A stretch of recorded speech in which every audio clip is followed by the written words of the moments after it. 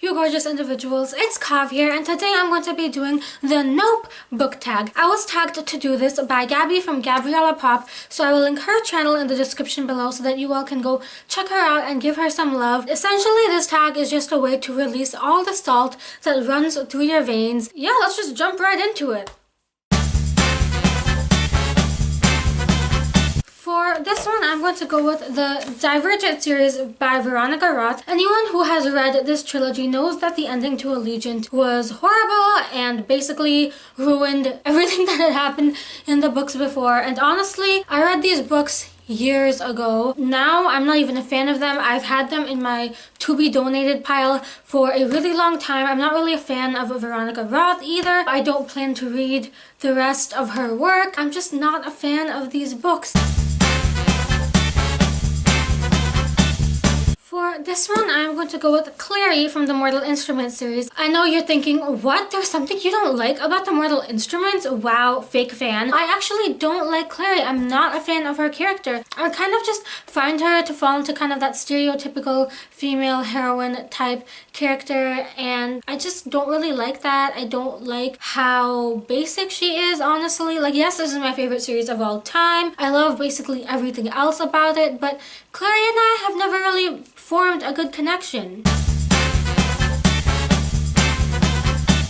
For this one, I'm going to go with the Beautiful Creatures. I actually don't even have that book anymore. I think I read the first 2 books or something of that sort. I just didn't really like it. It kind of turned out to be a letdown. The only thing I remember from it was that I ended up liking the smell of lemon and rosemary, but other than that, I don't really have any recollection of that series.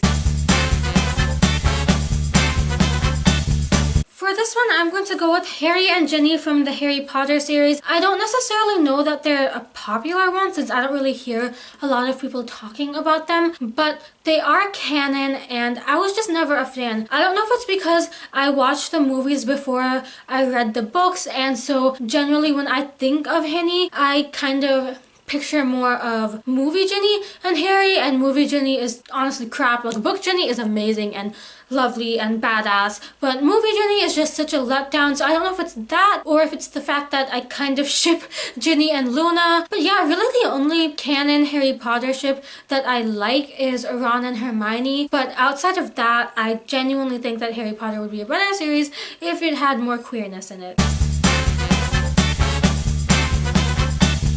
For this one, I'm going to go with Lady Midnight by Cassandra Clare. Honestly, how many of my videos just have me talking about Cassandra Clare at least 3 times in them? I actually loved the plot twist in this one, but I did not see it coming at all, and I'm not gonna talk about the plot twist because I don't want to spoil it for anyone, but I loved it. I thought it was really well done, but I didn't see it coming at all, and I was so shocked. Like, I don't know, the last 50 or 100 pages of this book, I was just like, what the hell is going on? I am shooketh, and that's how I felt with Lord of Shadows, and essentially how I feel with most of her books, because I will come up with like 10 million theories and I'll watch other people's 10 million theories, and somehow she still manages to surprise us every time.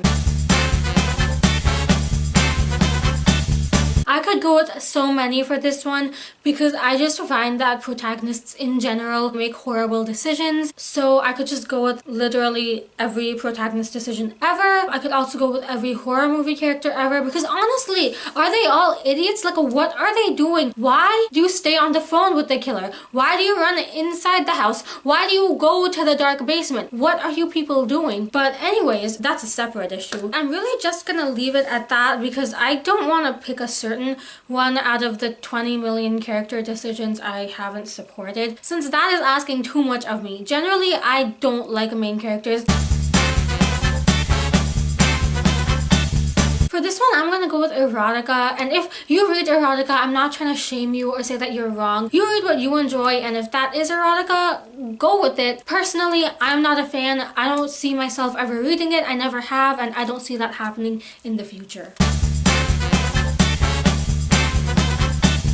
For this one, I am going to go with ebooks because I just don't like ebooks. I've gotten better at it. I read, I think, 2 or 3 ebooks over the summer, and like if someone sends me an ebook, I'm not gonna not take it. I'm not gonna be like, oh wait, I don't like ebooks. And if you like ebooks, again, I'm not trying to shame you. I know that they're cheaper, I know that they're more accessible, so if you like them, then go ahead. But just personally, I prefer physical books. I enjoy them more. I like having the books, and I find that ebooks tend to take away my concentration a bit, and my eyes hurt if I stare at the page for too long. So I just prefer physical books. I love collecting physical books. I love being able to touch them. I love being able to take pictures of them.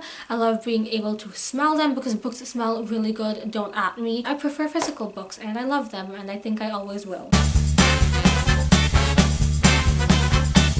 Okay, this again is one that I have like 20 different tropes to choose from. So I guess first of all, I'm gonna go with the not like other girls trope, because that is a very common trope in many books. And like, why can't you be like other girls? There's nothing wrong with that. Girls are pretty great, honestly. And I don't know if you've just met horrible girls in your life, but the girls I've met are pretty damn great. So if someone is like another girl, I'm generally like, woo, thanks for being like the other amazing girls I know. Also, the bad boy trope, I hate it, and I think that that can tend to promote harmful relationships. I don't like it. I don't like the brooding bad boy trope, and then they're secretly sensitive and stuff, but then they're a player and they like date and treat women horribly. Like, have as much sex as you want. I'm not gonna judge you for that, but don't treat the people you have sex with horribly and then be like, oh, but secretly I'm sensitive and loving inside. Like, no, I'm not interested in that. I don't want that to be promoted to young people out there who will then fall for a bad boy and then be like, oh, but he's just sensitive inside, and not realize that he's probably gonna treat you like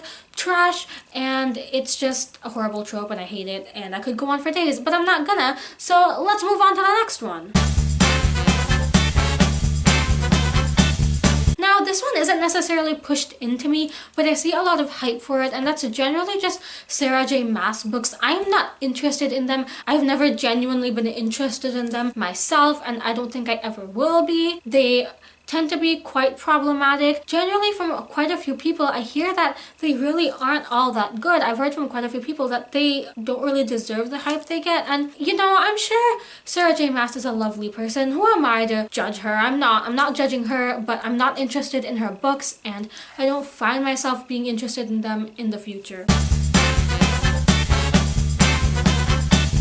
For this one, I think I'm going to go with ableist language, because I find that that's very common in a lot of books, and there's so many ableist words that have been normalized that you think that they're just common and don't realize that they actually have ableist connotations to them. Like, even people who aren't able-bodied or neurotypical or something like that won't even notice that these words are ableist, and they've just been so normalized in our culture, and they get printed into books, and every time I read them, I'm like jolted out of the reading.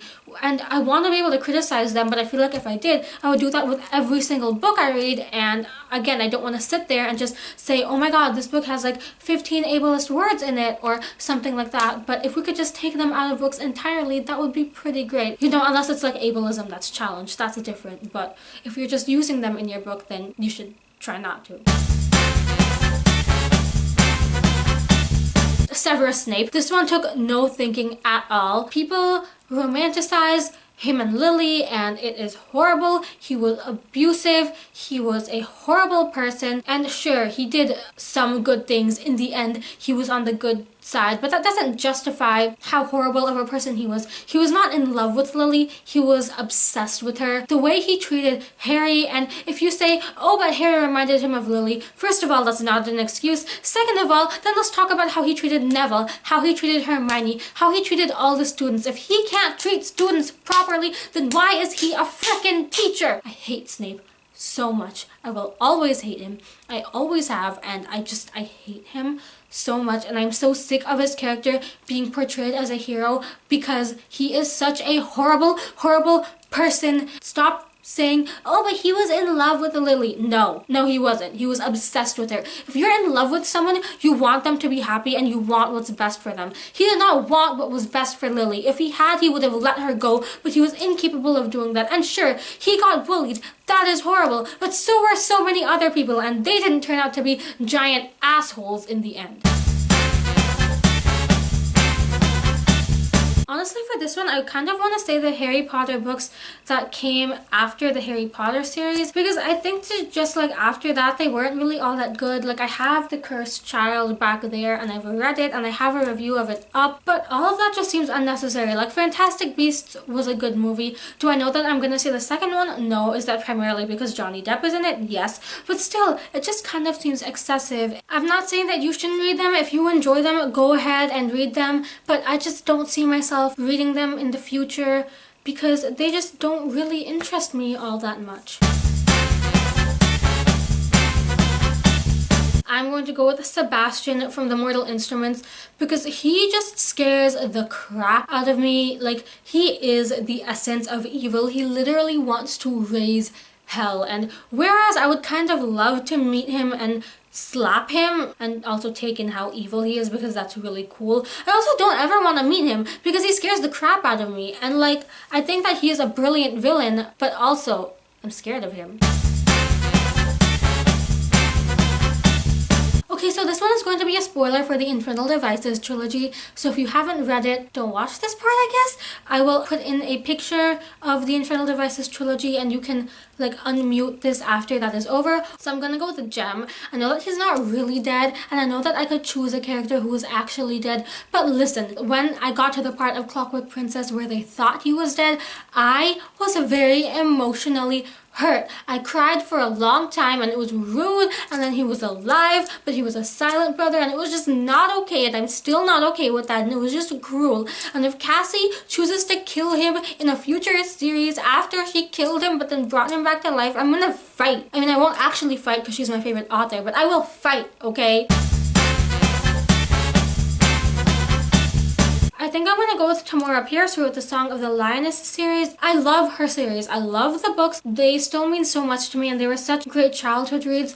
But since then, I have learned that she's actually really problematic, and that is such a letdown for me because I genuinely really enjoyed her books. It's just such a letdown because her books meant a lot to me as a kid, and then I found out some of the stuff she said, and it's just very heartbreaking, honestly. So I'm just gonna leave it at that because I don't really want to get more into it. Those were all the questions I had for this video. I hope you enjoyed it. I hope you enjoyed the saltiness and the emotionalness of it. Please let me know your answers to any of these questions down below. I am going to tag Dylan from Dylan the Reader because he is honestly filled with salt and I think he'd love to do this tag. I hope you all enjoyed this video. If you did, please give it a like and subscribe because that stuff makes me happy. And as usual, all of my social media and my goodies will be in the description below if you would like to check me out anywhere else. Thank you all so much for watching. I hope you are having a lovely day or night wherever you are. Please remember you're beautiful and you deserve the world, and I will see you next week with a brand new video. Goodbye!